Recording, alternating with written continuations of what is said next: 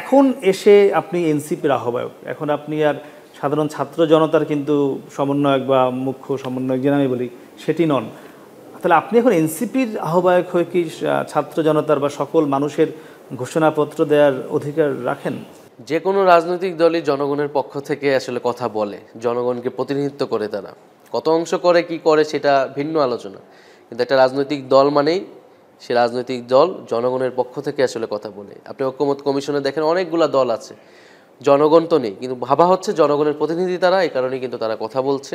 ফলে যদি সরকার দেয় সকলকে মিলে, আমাদের তো এটাতে কোনো আপত্তি নেই, আমরা তো সেটাতেই অংশগ্রহণ করতে চাই, চাওয়া তো সেটাই, আমাদের চাওয়া সেটাই। কিন্তু সরকার যদি না দেয়, আমাদের দায়িত্ব তো আমাদের পালন করতে হবে, যে আমাদের বক্তব্যটা আমরা দিয়ে রাখতে চাই, এবং সেটা প্রেক্ষিতে যদি অন্য সকল দল বা সরকার যদি সম্মত হয়, অবশ্যই নতুন সংবিধানে যে জুলাই গণ অভ্যুত্থানের যে আকাঙ্ক্ষা, সেই আকাঙ্ক্ষার উল্লেখ অবশ্যই তো থাকতে হবে।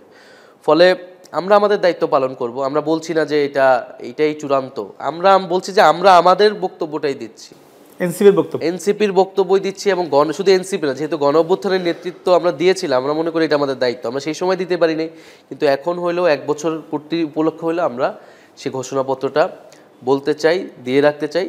তবে আমরা আশা করব যাতে সরকার এটার প্রতি একটা চাপ অনুভব করবে, যে সরকার না দিলে আসলে একটা দল বা গণ অভ্যুত্থানের নেতৃত্ব তারা নিজেরাই দিয়ে দেবে। অন্তত এই চাপ থেকেও সরকার যাতে উদ্যোগ নেয় এই জুলাই মাসের মধ্যে সকল দলকে নিয়ে ঘোষণাপত্র দেওয়ার। এবং আমি মনে করি 3ই আগস্ট অথবা 5ই আগস্ট একটা ঐতিহাসিক মুহূর্ত।